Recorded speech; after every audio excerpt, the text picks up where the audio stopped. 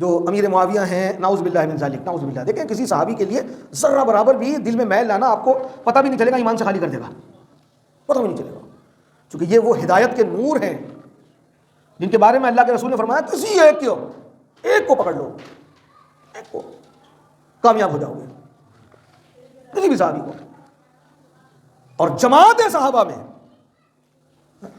تقریباً 1.25 لاکھ صحابہ میں چند مقتدر ہستیاں ایسی ہیں کہ جن کو ایک نمایاں حیثیت حاصل تھی، ان میں حضرت امیر معاویہ ہیں. سب چھوڑے ایک بات، 100 باتوں کی ایک بات بتاؤں میں آپ کو. ایک بڑی پیاری حدیث پاک محبوب خدا صلی اللہ علیہ وسلم نے ارشاد فرمائی کہ یہ جو میرے رشتہ دار ہیں، بڑی پیاری حدیث ہے یہ، سسرالیہ رشتہ دار، فرمایا یہ میرے وزراء ہیں. یہ حدیث میں نے ابھی پڑھی تھی. اپنے سسرالیہ رشتہ داروں کے بارے میں فرمایا کہ یہ سب میرے وزراء ہیں.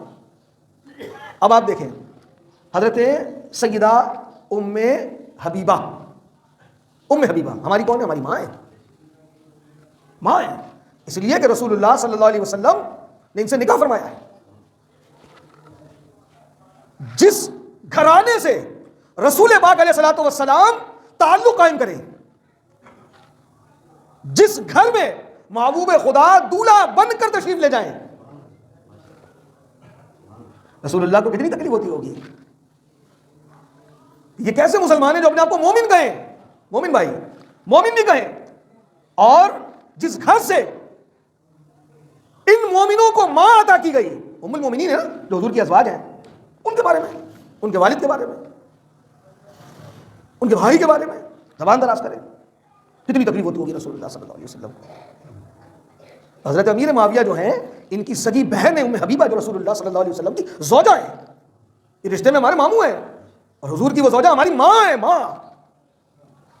آپ دیکھیں سیدنا امام حسن رضی اللہ تعالیٰ عنہ کس کے بیٹے؟ علی کے بیٹے ہیں نا.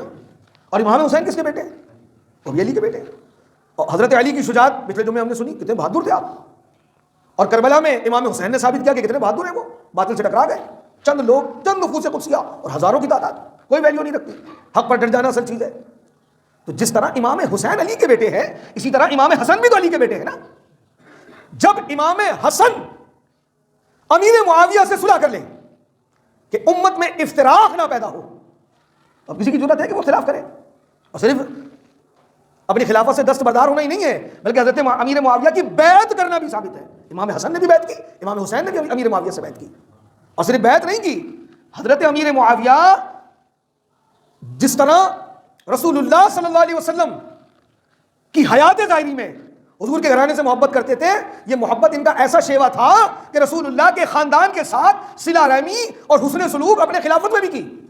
اور امام حسن امیر معاویہ کے جو تحفے تھے، اگر کسی کے لیے دل میں رنجش پیدا ہو جائے تو اس کے تحفے بھی قبول نہیں کرتا،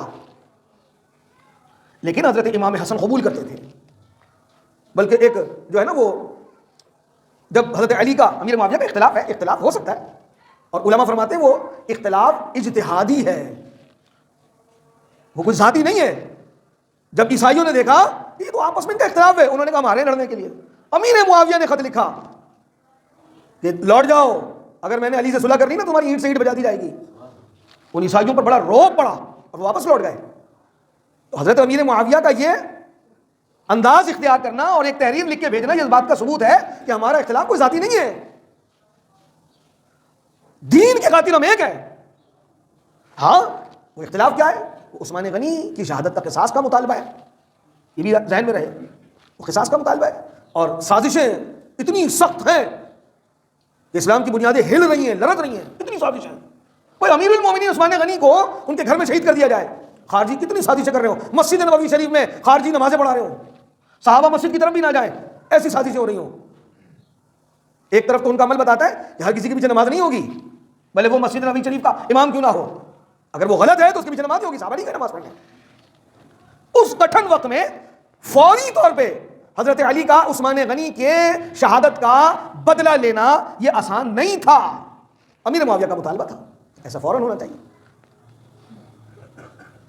لیکن اب اس اختلاف کو لے کے بیٹھ جائیں اور ساری زندگی اس پہ ماتم کرتے رہیں کہ یار یہ کیا ہو گیا، علی سے اختلاف کر لیا، علی سے اختلاف کر لیا، جو علی سے لڑے گا وہ جہنمی ہو جائے گا، جو علی کے سامنے کھڑا ہوگا نعوذ باللہ من ذالک، پتہ نہیں کیا کیا کہنے والے کہتے ہیں. اس شر سے بچیں، ایسی سوچ کو ایک تھپڑ رسید کریں ایسی سوچ رکھنے والے کو، اور اپنے ایمان کو بچائیں۔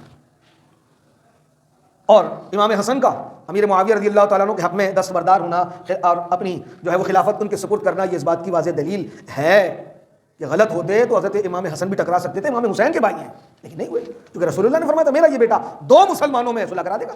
اللہ کے رسول نے دونوں کو مسلمان کہا، آپس میں اختلاف ہو جائے گا، جنگ بھی ہو سکتی ہے، لڑ بھی سکتے ہیں، لیکن اللہ کے رسول نے فرمایا دو مسلمان گروہ میں، یعنی یہ نہیں کہا کہ ایک اس میں مسلم نہیں ہوگا، دو مسلمان گروہ میں، اور امام حسن نے صلح کرائی۔ بہرحال اللہ رب العزت یہ تاریخ کا حصہ ہے، اور چونکہ یہ اصحاب رسول ہیں، محبوب خدا نے ان کے فضائل بیان کیے، تو 22 رجب کو حضرت امیر معاویہ کا وصال ہوا۔